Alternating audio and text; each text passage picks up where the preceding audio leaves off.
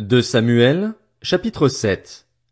Lorsqu'il fut installé dans son palais et que l'Éternel lui eut donné du repos en le délivrant de tous les ennemis qui l'entouraient, le roi dit au prophète Nathan, « Vois donc, j'habite dans une maison en cèdre, tandis que l'arche de Dieu est installée au milieu d'une tente. » Nathan répondit au roi, « Vas-y, fais tout ce que tu as dans le cœur, car l'Éternel est avec toi. » La nuit suivante, la parole de l'Éternel fut adressée à Nathan.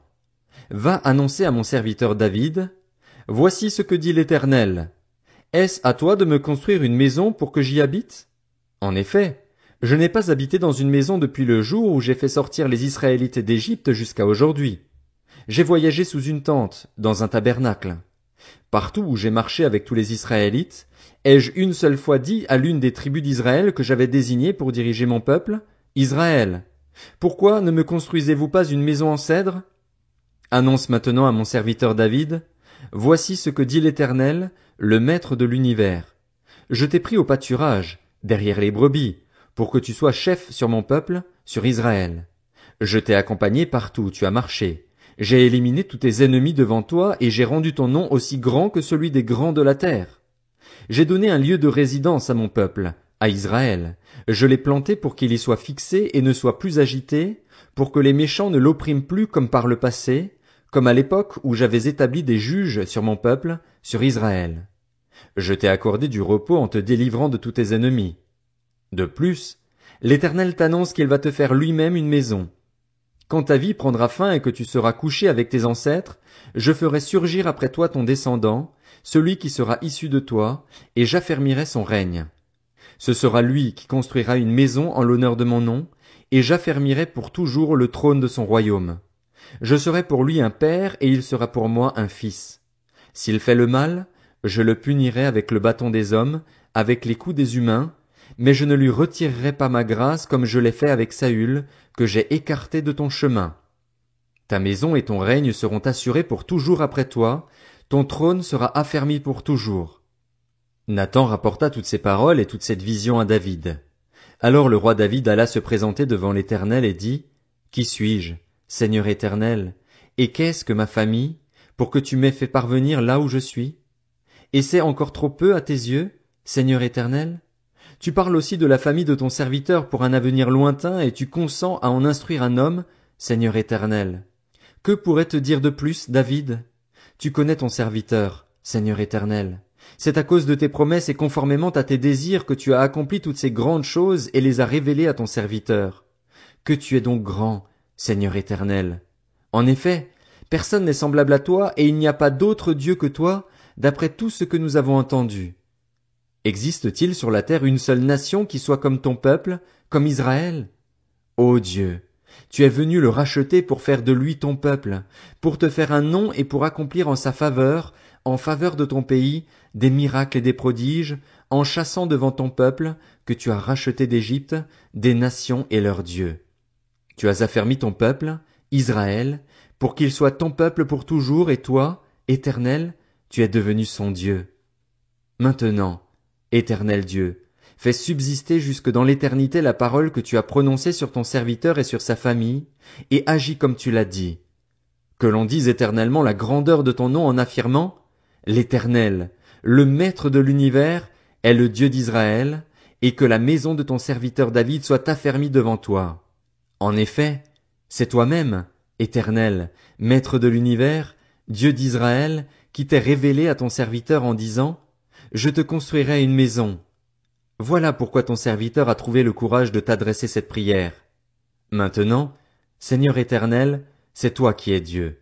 Tes paroles sont vraies et tu as annoncé ce bienfait à ton serviteur. Veuille donc bénir la famille de ton serviteur afin qu'elle subsiste éternellement devant toi. En effet, c'est toi, Seigneur éternel, qui as parlé, et c'est grâce à ta bénédiction que la maison de ton serviteur sera bénie pour l'éternité. 2 Samuel, chapitre 8. Après cela, David battit les Philistins et les humilia, et il leur prit le contrôle de leur capitale.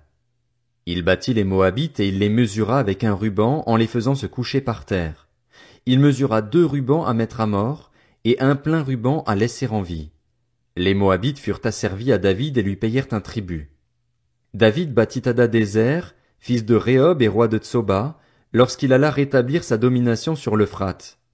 David lui prit 1700 cavaliers et 20 000 fantassins. Il mutila les jarrets de tous les chevaux de trait pour ne conserver que 100 attelages. Les Syriens de Damas vinrent au secours d'Hadadézer, le roi de Tsoba, et David battit 22 000 d'entre eux. David posta des garnisons chez les Syriens de Damas. Les Syriens furent asservis à David et lui payèrent un tribut. L'Éternel protégeait David partout où il allait. David prit les boucliers en or que portaient les serviteurs d'Hadadézer et les amena à Jérusalem. Le roi David prit encore une grande quantité de bronze à Béthar et à Bérotaï, villes qui appartenaient à Hadadézer. Toi, le roi de Hamath, apprit que David avait battu toute l'armée d'Hadadézer, et il envoya son fils Joram vers le roi David pour le saluer et pour le féliciter d'avoir attaqué Hadadézer et de l'avoir battu. En effet, Toi était en guerre contre Hadadézer. Joram apporta des objets en argent, en or et en bronze.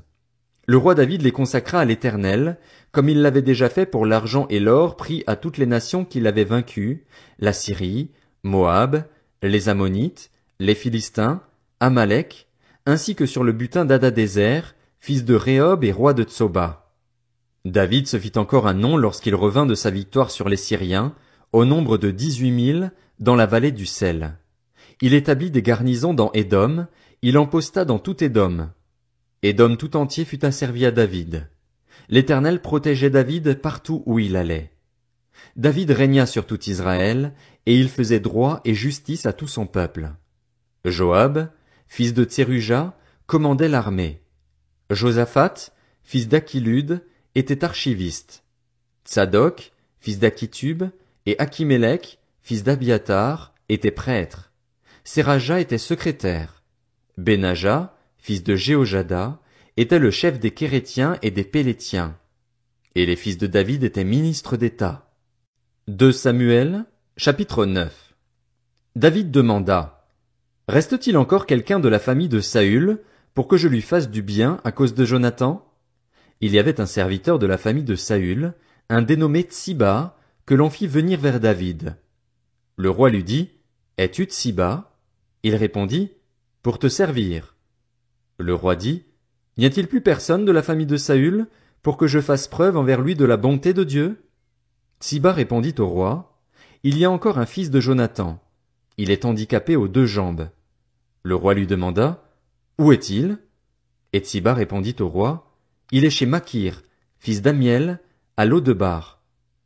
Le roi David l'envoya chercher chez Makir, le fils d'Amiel, à Lo-debar. Méphibosheth, fils de Jonathan et petit-fils de Saül, vint vers David, tomba le visage contre terre et se prosterna. David dit: Méphibosheth. Il répondit: Me voici, je suis ton serviteur. David lui dit: N'aie pas peur, car je veux te faire du bien à cause de ton père Jonathan. Je te rendrai toutes les terres de Saül, ton grand-père, et tu mangeras toujours à ma table. Méphibosheth se prosterna et dit: Que suis-je, moi ton serviteur, pour que tu prêtes attention à un chien mort tel que moi? Le roi appela Tsiba, le serviteur de Saül, et lui dit: Je donne au fils de ton maître tout ce qui appartenait à Saül et à toute sa famille. Tu cultiveras les terres pour lui, avec tes fils et tes serviteurs, et tu feras les récoltes, afin que le fils de ton maître ait du pain, de quoi manger. En outre, Méphibosheth, le fils de ton maître, mangera constamment à ma table. Or Tsiba avait 15 fils et 20 serviteurs. Il dit au roi: Ton serviteur fera tout ce que le roi mon seigneur ordonne à son serviteur. Méphibosheth mangea donc à la table de David comme s'il était l'un des fils du roi. Il avait un jeune fils du nom de Mika, et tous ceux qui habitaient chez Tsiba étaient à son service. Méphibosheth habitait à Jérusalem, car il mangeait constamment à la table du roi. Il était estropié des 2 pieds.